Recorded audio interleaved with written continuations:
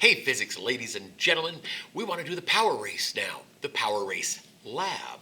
So whether you're at home or whether you've already done this in school, you can do the same lab, okay? So we're going to be looking at really the difference between work and power.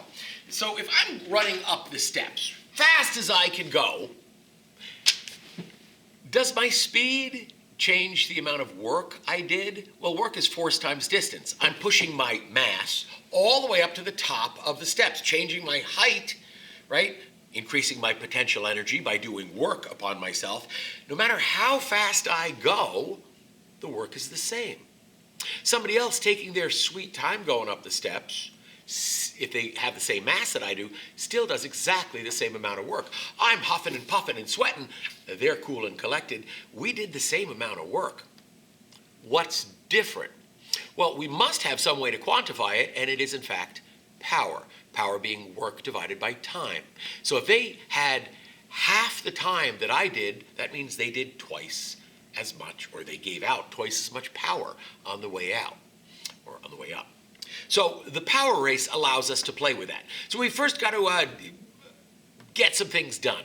We need your weight in kilograms. How do we do that? Well, let's see. Whatever your weight is in pounds, go ahead, write that down. I'm about 210 pounds, as of this morning. So 210 pounds. How do I find that in kilograms? Well, it turns out there's 2.2 kilogram or 2.2 pounds in one single kilogram. So what do I multiply this by? Or do I divide? Or what do I do? Please, do you know the answer to this one? It's kind of important. I multiply by something. Do I want to change how much weight there is here, or how much stuff there is here? No. If I multiply it by 2.2, I have 2.2 times as much stuff. If I divide by 2.2, I have 2.2 times less stuff. What can I multiply by that will not change the overall value of this? You know. We multiply by 1. Please remember that. That is an extraordinarily powerful thing. You'll be in college next year, and a professor will ask you to change something. And when it is inquired how you changed it, please say, I multiplied by 1. Many people might think you are just nuts, but any professor who understands anything will smile and go, yes, that's just right. He might or she might say, what form of 1 did you use? Make sure you got the correct form. Well, I want to convert this, so I want to get rid of the pounds, so pounds have to be on the bottom, kilogram has to be on the top, and then as always, we just what numbers turn this into 1. It turns out 1 kilogram is 2.2 pounds. We are multiplying by 1. In effect, on your calculator, it sure seems like we're dividing by 2.2. But please know, we're multiplying by 1, because that's the only logical solution. So for me, 210 pounds times 1 kilogram divided by 2.2 pounds, I, as of this morning, am 95 kilograms. Great. Now we need to find out what our weight is. How do we find weight? Well, do we remember that weight equals mass in kilograms times gravity? This is pretty easy stuff, isn't it? So we have 95 kilograms times 9.8 meters per second squared. So my weight in newtons is 935 newtons. Great. Now I'm ready for the power race. So for the power race, what I'm going to do is run up the steps. Now I might go fast, I might go slow. The point is, I'm putting out a certain amount of power. I want you to run up steps. And if you could find out the height of those steps, that would be really useful. But we run up the steps at school. Those steps, we have measured the height to be 4.3 meters high, from where your feet are on the bottom to where your feet go to the top. So Would that give me the amount of work I'm gonna do? Well, look at that. Yes, it will. 935 newtons, I better remember that. Work equals force times distance, 935 newtons, lifted up a distance of 4.3 meters. How much work did I do? Times 4.3 equals, I did approximately, because we don't want to get silly with our numbers, I did approximately 4,000, well what, Newton meters, 4,000 joules worth of work. Whether I go fast or whether I go slow, it's 4,000 joules worth of work. All right, so let's go out and look at the steps and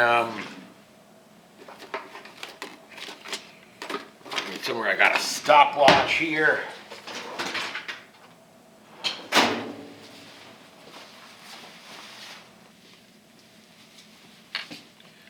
I think I got a stopwatch on my phone. You guys all use the stopwatch on your phone, so let's see. It must be a stopwatch on my phone. Look at that. Stopwatch. Oh, I got it. Come on.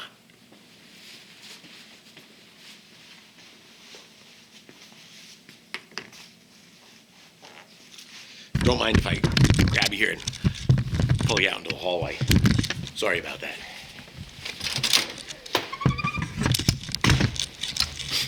All right. Look at that. Hallway at Sullivan West. Good place to be. All right, so here's the steps. Steps going up here. All right, so I'm going to race up these steps, and I'm going all the way to the top, so you won't see me for a second, but I will be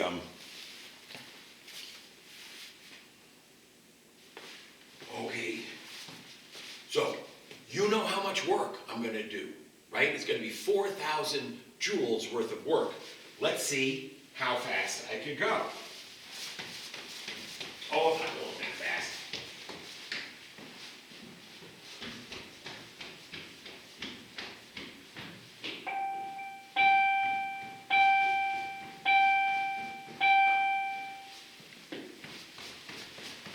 I used to be faster. That's okay, I used to be more massive too. So, who's favored to win the power race? Well, who's doing the most work? Right? Who's doing the most work? Person with the most mass. Well, most of the time that was always me. So, I had more mass, makes it easier to win that power race. But if I'm going to win that power race, I got to go faster than I'm going. I took 9.5 seconds to go up that. Whatever.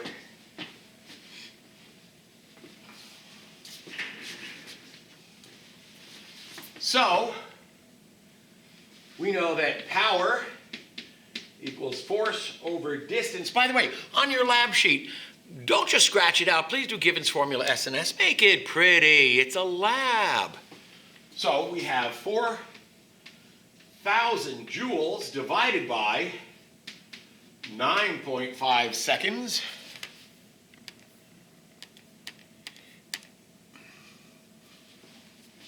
Gives me, and I use the better numbers, gives me about 420, but 420 watt. Yeah, it's the only joke I got. 420 watts. How much energy is that? The 100-watt light bulb again? Well, if that's a 100-watt light bulb and I'm putting out over 400 watts of energy, it's the equivalent to lighting 4 100-watt light bulbs. Now, a 100-watt light bulb gives off a huge amount of heat. Have you noticed when you're going up a hill, going upstairs, whatever, if you're going up a long way, you get quite hot. If you're dressed really warm and you start hiking up a mountain, you're going to have to start unzipping and removing some clothes a little bit because you're going to overheat. That's why you're producing internally all of that heat that you're using. Wow. All right, so yeah, it is a lot of heat that we use. This is an easy race to do because all of that work is recoverable, right? If I were to get to the top of the platform and jump off, not a good idea. Why? Because when I get to the bottom, I have all of that energy in me that has to be dissipated through me, and that's going to hurt. So that's why we have to go downstairs gently. You have a lot of potential energy in you at the top of the stairs. Your body can only handle so much potential energy being run through you all at once. So that's the power race. Find the forum in your reference table, in your on Schoology. I'll put it out there. Fill in your numbers. Answer the questions simply. Submit it. That's it. Power Race Lab in the bag. Thanks, guys. Thanks for watching. Hope you're having a great day. Take care.